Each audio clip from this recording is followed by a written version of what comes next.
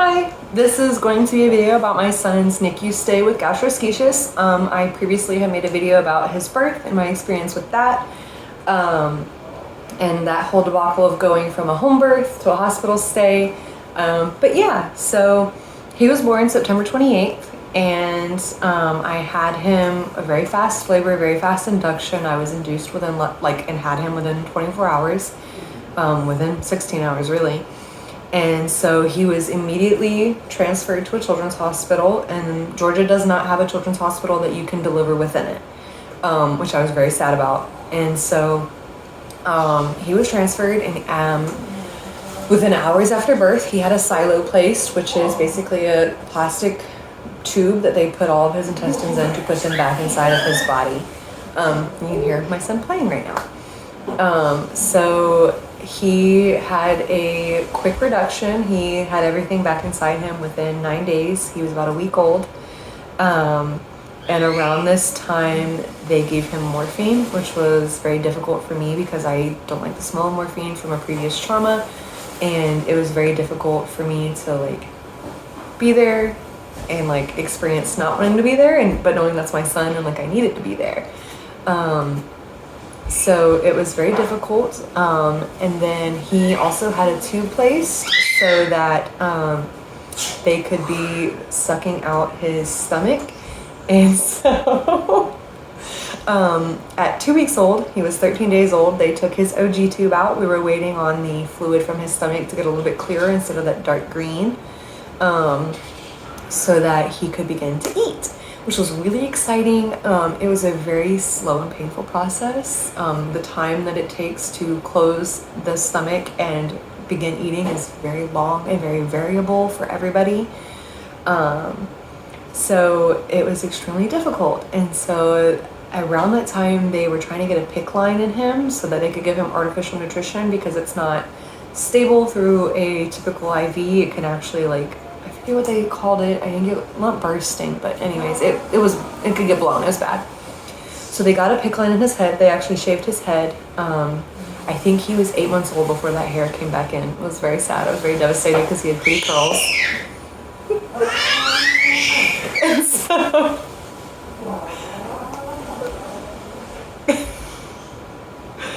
I'm sorry. It's a mess here all the time. So he, at about 4 weeks old, got his PICC out and got it finally put back in his arm. They just couldn't get in his arms and legs. It just would not cooperate. But he started eating around around 15 days old. 10 milliliters at a time. He was picking it up very quickly, doing fantastic. It was great. Excuse me. They actually were letting me start to breastfeed him around the beginning of October, or mid-October, which I hadn't wanted to breastfeed, but knowing that breast milk was best for him, formula could be fatal for him with NEC, which is necrotizing enterocolitis. It's just a disease within the gut that can kill your bowel. So I started to try to breastfeed him, and he latched perfectly. He was doing great. It was hard because his mouth was weak from the tubes, not allowing him to eat so quickly. Breastfeeding is something you have to learn how to do. For both of us. So he was doing great. He was trying to match his feeds. I feel personally the nurses weren't pushing him to try to get his feeds. They would just try, and if he wasn't sucking within the first minute or two, they'd just be well, he's not eating. And that was really difficult. I was there all day during the days, but there were 3 feeds at night that were being done by nurses, and I get it. They had 3 patients. It was fine. They actually ended up surprising me with a feeding tube on October 27th. They spoke to me about it once. They're hey, we're thinking of doing a feeding tube. And then they came in and put it in. And I was oh, and I am not proud of my reaction. I actually could not look at him for literally a full day. It was really difficult for me to be around. I was struggling with a lot of guilt. We were doing so great. We were doing awesome, and now he has a tube. So I was really upset, and I felt I hadn't been warned I guess, other than saying like, hey, this is something we thought about doing.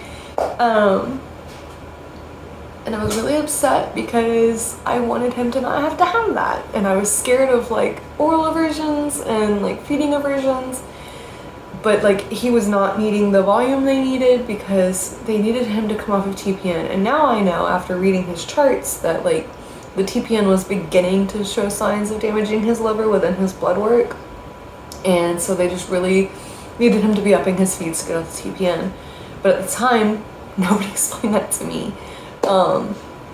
So October 5th, they actually managed to get his PICC line out, which was fantastic. He could wear clothes. He was so cute. It was awesome. And so November 8th, we actually started breastfeeding, like that being what I wanted to do. They actually were like, have you been like breastfeeding him? And I was like, no, not really. Like we've been trying to bottle feed him to get his volume up. And they're like, oh, well now he's on the tube. We don't have to worry about it, like breastfeed. So that's when I really started to breastfeed. And, like I said, like I'd been told that it's best for him. I was pumping routinely and I was like, look, any latching I can get to keep my supply up. And so I'd actually like was experiencing my like pump volume going down, and I'd been sized. We were talking to lactation consultants in our room every day. And my supply was just going down. And so come to find out, I had been sized a 30 millimeter flange for my pump. I'm a 19 millimeter. So that's why my supply tanked. So always check your flange size. And then 2 days after we started breastfeeding, they actually wanted to introduce formula because my supply was so low. And I wasn't having enough to send through the tube. And so within this journey, like he ripped his tube out on me, like it came out. Like actually, I believe one of the first times I held him after he had the feeding tube placed, he managed to rub his face on me and get it out. And I didn't hold him for 3 days because I was terrified. I have a lot of guilt about that. It's intense. And so they started mentioning going home to us at that point, and I was like, it doesn't feel like we're going home. Like it just doesn't feel like we're ever going home because he's, yeah, it was a lot.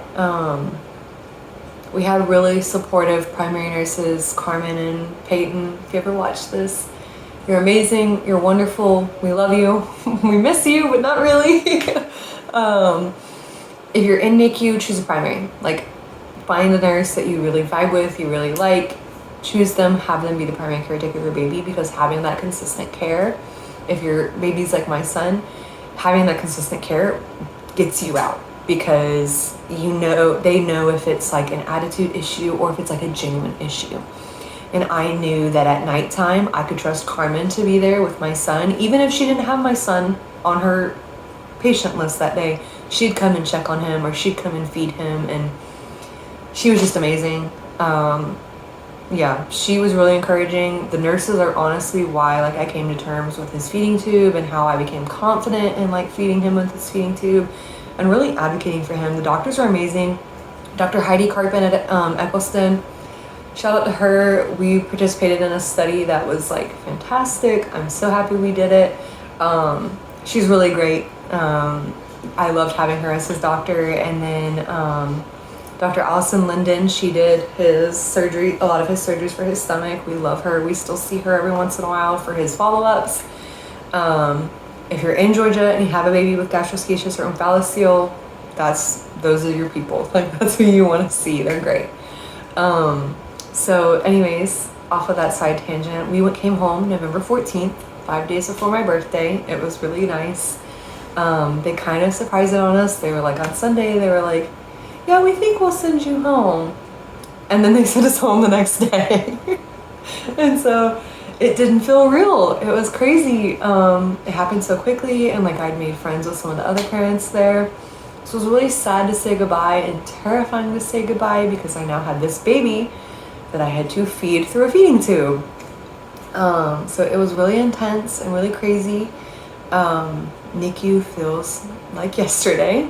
It's very intense. I have a lot of trauma, and like it's very difficult for me to, I don't want to say come to terms with, but it's just a lot. A lot of parents get PTSD after NICU, so it's something that like my therapist has considered. But yeah, it's a lot. And so we came home and we really got to enjoy like having him home. We didn't like do any family holidays. I don't think we will in the future. We just enjoy like our little 3 people family. And so he did have his feeding tube until I think it was December 3rd. He ripped it out. And I was like, I'm gonna keep it out because he's been throwing up after his feeds. I think we were just pushing so big of a volume through, they couldn't handle it. And so I lowered his volume a little bit a few days before that, and he stopped vomiting so much. So I took him to his pediatrician who is experienced with gastroschisis. That's such a blessing. And he was like, keep it out. So we made an appointment to go see his specialist for his gastroschisis, and she's like, I mean, if he keeps gaining weight, keep it out. So he did come down off of, he jumped from the 70th percentile to the 30th percentile, and then he kind of like followed that curve until he like really started to gain weight. And so now he's in the 67th percentile. He's a pretty big kid now. But yeah, so he got his tube out December 3rd, and then his wound healed soon after that. So it was a lot of care and a lot of time, but now he is like any other normal baby. We shouldn't have any issues in the future. Sometimes kids with gastroschisis can have issues with blockages or volvulus, I believe it is. It's just something we have to keep an eye on and just kind of watch out for him. So yeah, it is relatively simple of a defect. We do have to make sure he's not like roughhousing a whole lot and like watch what he eats.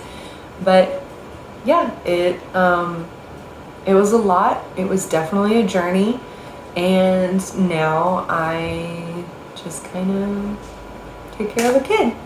But yeah, if you watch this video, thank you so much. Thank everybody for your patience and not telling the whole world what's wrong with my kid. I really appreciated that. And yeah, this video is now public, so if you want to ask me any questions, ask any advice, share this with anybody you know struggling with this, definitely have them reach out to me. The Global Gastroschisis Organization does a lot of volunteer work and a lot of research, funding for research is what we try to do. But yeah, thank you guys for watching.